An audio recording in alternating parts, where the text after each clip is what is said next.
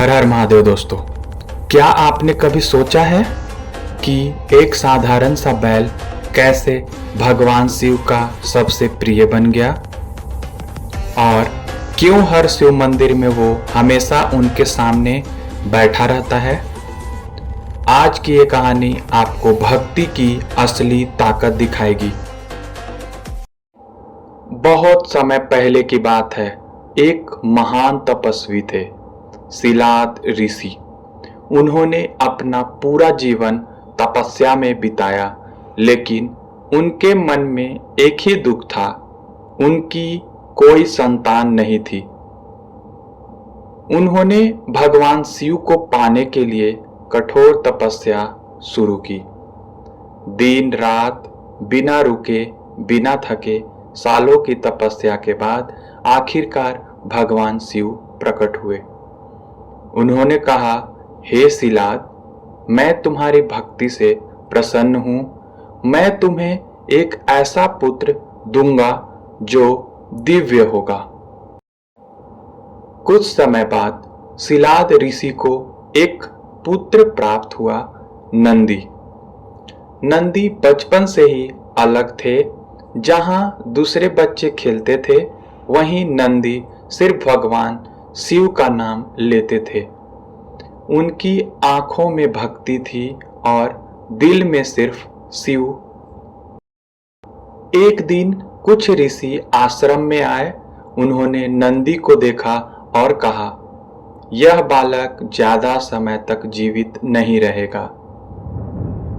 यह सुनकर शिलाद ऋषि टूट गए, लेकिन नंदी जरा भी नहीं डरे। उन्होंने शांत होकर कहा, अगर मेरी उम्र कम है तो मैं अपनी भक्ति से इसे बदल दूंगा। नंदी जंगल की ओर चले गए और उन्होंने भगवान शिव की कठोर तपस्या शुरू कर दी। तेज धूप, भारी बारिश, कड़ाके की ठंड, लेकिन नंदी नहीं रुके। दिन बीते, महीने बीते, लेकिन उनकी भक्ति और मजबूत होती चली गई। उनकी तपस्या इतनी शक्तिशाली थी कि पूरा ब्रह्मांड हिलने लगा। अचानक आसमान में तेज प्रकाश हुआ और वहां प्रकट हुए स्वयं भगवान शिव। उन्होंने कहा, नंदी, तुम्हारी भक्ति ने मुझे अत्यंत प्रसन्न किया है। आज से तुम्हें मृत्यु का कोई भय नहीं होगा। तुम अमर हो और आज से तुम सिर्फ मेरे भक्त ही नहीं, मेरे सबसे प्रिय हो। भगवान शिव ने नंदी को गले लगाया और उन्हें अपना वाहन बना लिया। उस दिन से नंदी हमेशा शिव जी के साथ रहने लगे। वे उनके द्वारपाल भी बने और उनके सबसे सच्चे सेवक भी। आज भी हर शिव मंदिर में नंदी शिवलिंग के सामने बैठते हैं।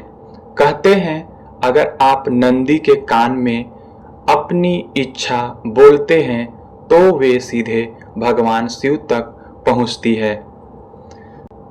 तो ये थी कहानी भक्ति, विश्वास और सच्चे प्रेम की, जो हमें सिखाती है, अगर भक्ति सच्ची हो तो भगवान खुद आपके पास आते हैं। अगर आपको ये कहानी पसंद आई हो तो वीडियो को लाइक करें, शेयर करें और चैनल को सब्सक्राइब करना ना भूलें। हर हर महादेव, जय श्री महाकाल।